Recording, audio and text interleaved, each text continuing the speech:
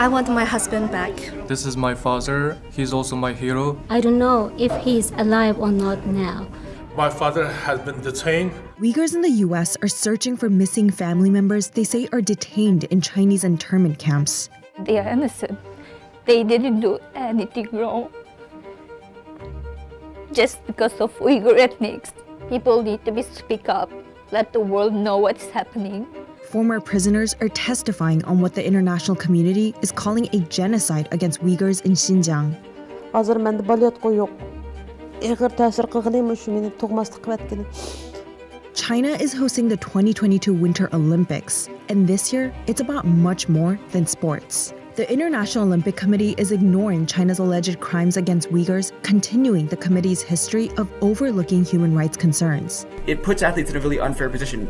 The idea that an athlete has a choice of whether to go to the Olympics is just completely false. So will the Winter Olympics in Beijing distract the world from China's oppression of Uyghurs? There's ongoing genocide and there's millions of people suffering in this moment when you watch this Olympics in China.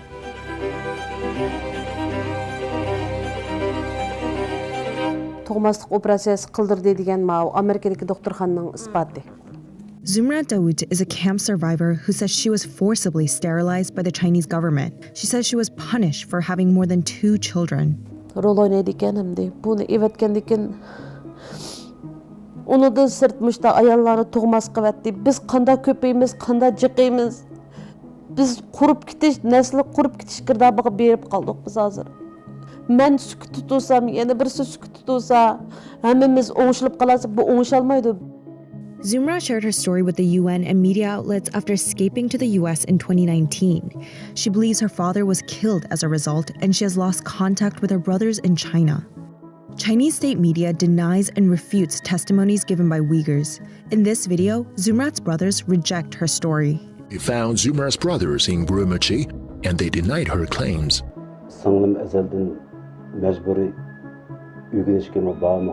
There are millions of Uyghurs arbitrarily detained in what the UN calls internment camps. In these camps, Uyghurs are stripped of their ethnic identity and exploited for forced labor. Around a fifth of the world's cotton comes from Xinjiang.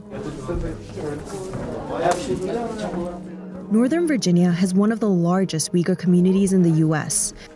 A handful have gathered to share their stories. I don't have any contact with my parents. I want to eat at the same table with him. Mesela uyda bir huzurlanıp tabak yesek mi? Qarindishimiz ko'z oldimizga keladi. Shunga har bir Uyg'ur uchun ega chiqishimiz kerak, mening deydim. Mush yo'qolib ketgan mesela mush tuqqanlarimiz, qarindoshlarimizga xalqaradan izdirigini qilib biz. The simple questions like where is my family? We can't ask that, most of us, because we are afraid of Chinese government's long hand. So what I'm asking you is, let's not stop. We will fight until we get our relatives back. The Uyghurs are a mostly Muslim minority group with their own culture and language. The Xinjiang region where they're from is recognized as autonomous, but has lately come under increasing government control. Today, Uyghurs are under constant surveillance by Chinese authorities. There's even satellite evidence of China replacing Uyghur graves with parking lots and playgrounds. China says the camps are re-education centers and produced these videos to support its claims. There have been separatist uprisings in Xinjiang for decades, which the Chinese government uses to justify its crackdown on the minority group. My name is Kalbin Nurghani. I lost contact with my sister 2 years ago. Later I found that she detained to a Chinese concentration camp April 2019. Kalbin Nurghani is getting harassed for speaking out about her sister, who she says has been sentenced to prison for 17 years. The crime, allegedly praying at her father's funeral and possessing a Quran. When our father passed away, I was there too. And there wasn't any law in Chinese law says that you cannot pray in the funeral. We never thought that in this modern society can happen like these things. Just being different ethnics, you can target it for the detention. Kalbiner says she is severely traumatized from WeChat messages threatening her not to speak out. Last year, she says the police sent her a 1-minute voice note from her sister in prison.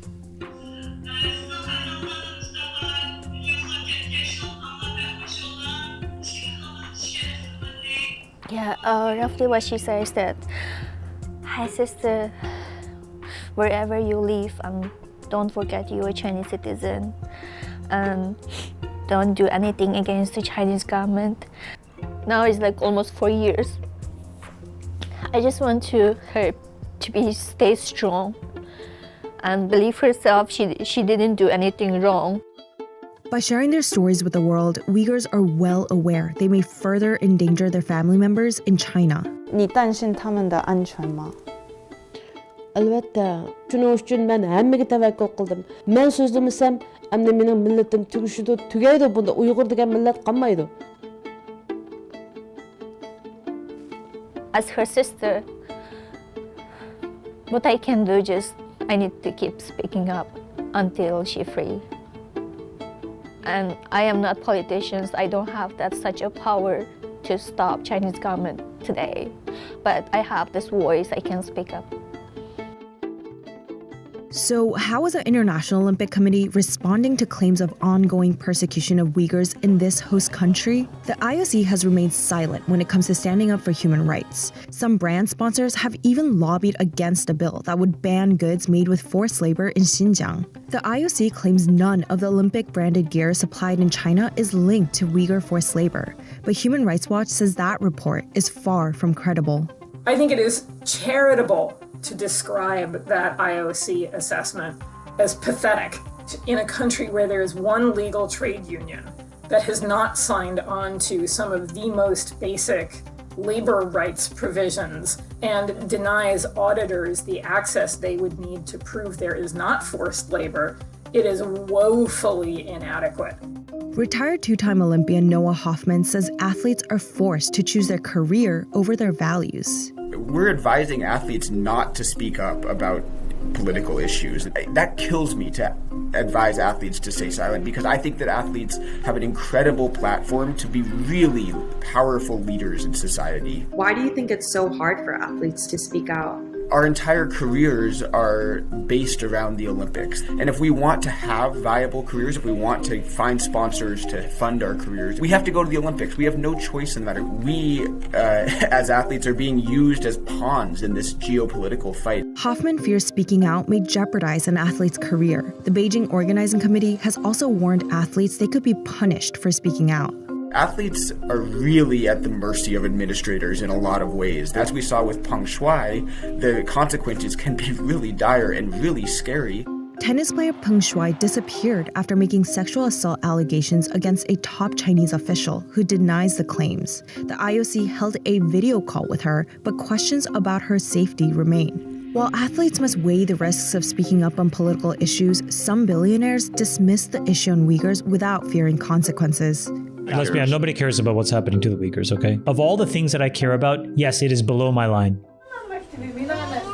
Uyghur schools don't exist in China, as children are taught Mandarin and loyalty to the Communist Party.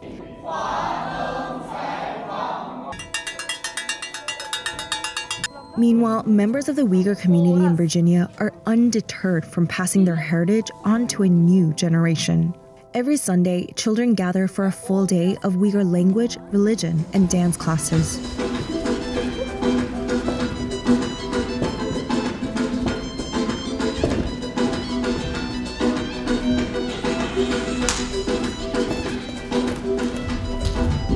Balalarımni bir erkin dövletke çıkmağınımdan, erkin nefes aldıra alğanlığımdan men şunchalik xo'shal.